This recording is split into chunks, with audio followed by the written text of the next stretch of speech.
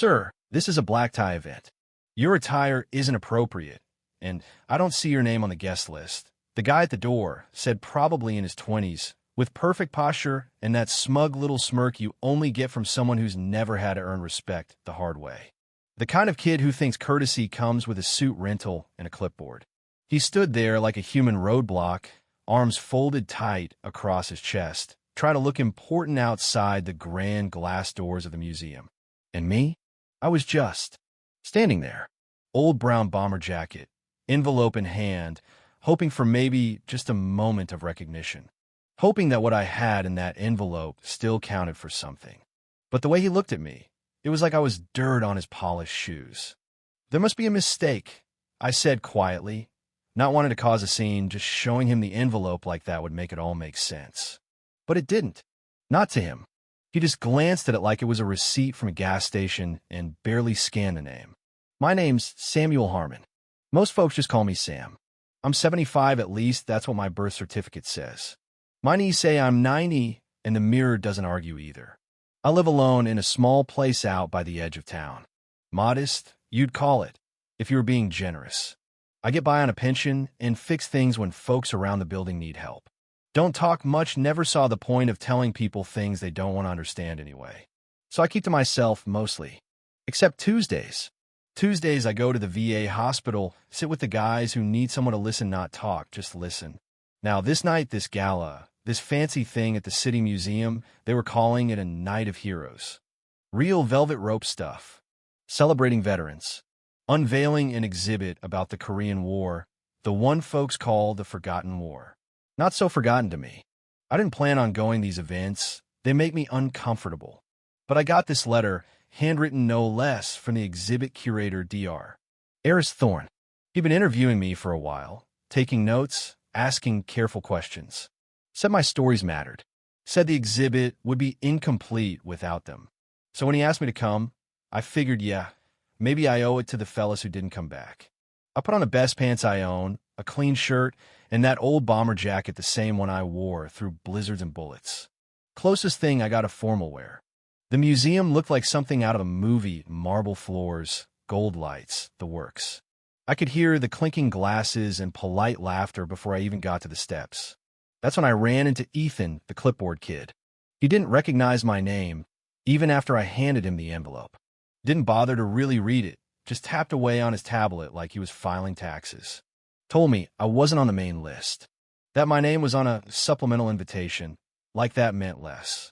Then he asked if I was with catering or maintenance. That one stung a little. No, I said. I was invited. Personally. Right, he said, dragging the word out like it hurt. Then he looked me up and down and said I didn't meet the dress code, that this was black tie only. Said my jacket wasn't appropriate, like fabric could erase blood in years. Then, in this part, it'll stay with me, he leaned in like he was sharing some secret truth and said, frankly, you don't look like you belong here. Some folks around us heard it too. I felt their eyes. Their stares didn't shout, they whispered. Whispered judgment. Whispered shame. I thought about turning around. Going home. No one would miss me. I wasn't on the list anyway, right? But something told me to stay. Just a bit longer. I moved to the side, found a quiet spot near the rope line, separating the lobby from the gallery. I could see parts of the exhibit from where I stood, black and white photos of young soldiers, snow on their helmets, their faces hard from frost and fear. I knew that landscape. Knew those faces. One of them was mine once. I stood there like a shadow at the edge of a spotlight, invisible, but still present. A young woman approached me, Maria, her name tag said. She had this kindness in her eyes, real kindness, not the fake customer service kind. Asked if I needed help. I told her about the invite. She nodded like she believed me. Said Dr. Thorne had mentioned expecting a special guest. Before I could answer, Ethan swooped in, eyes sharp like a hawk catching a rabbit. Told Maria to get back to her post. Told me to stop loitering. Said he'd call security if I didn't leave. I told him I was waiting for Dr. Thorne, that I had a right to be there. But he just scoffed. Then, everything changed. The front doors spun open, and in walked General Marcus Thorne, 4-star general, chest full of medals, posture straight as steel. The room went quiet, like someone turned off the sound. People stepped aside, lips parted mid-sentence, eyes wide. He wasn't just another guest, he was the guest.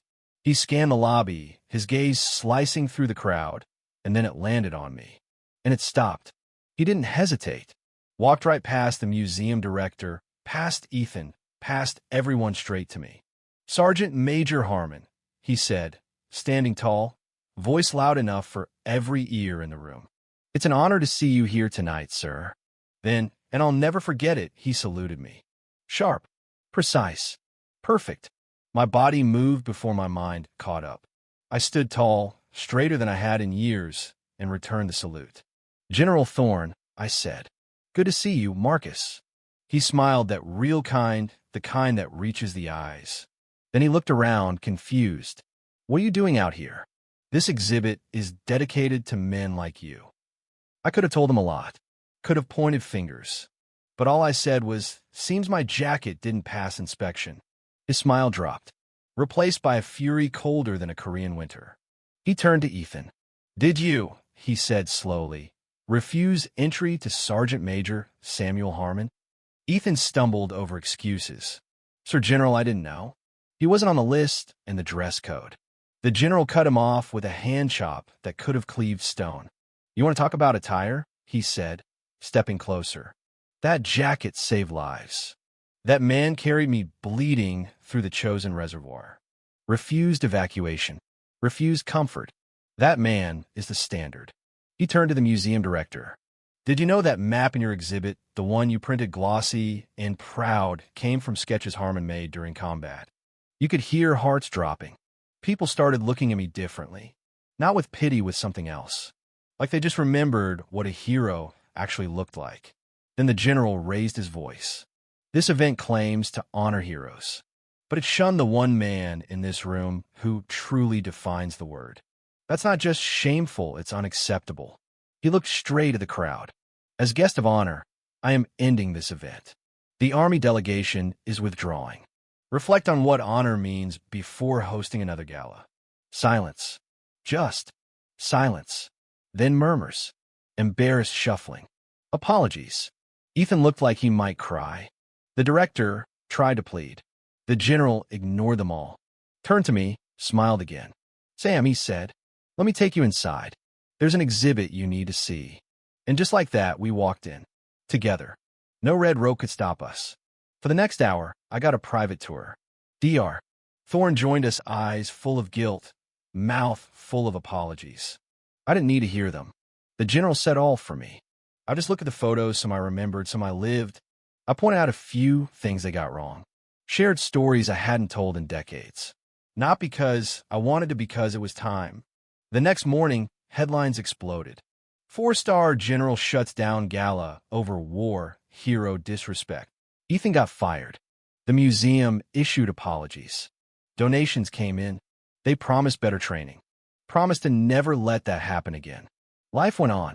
I went back to fixing neighbors' sinks and showing up at the VA on Tuesdays. Folks started greeting me differently. Some shook my hand.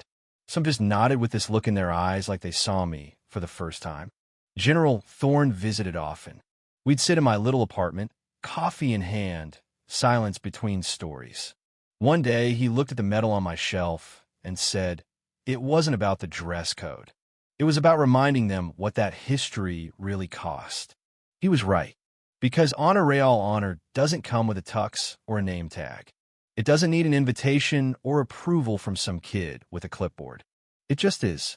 Quiet, steady, worn into your skin like old scars.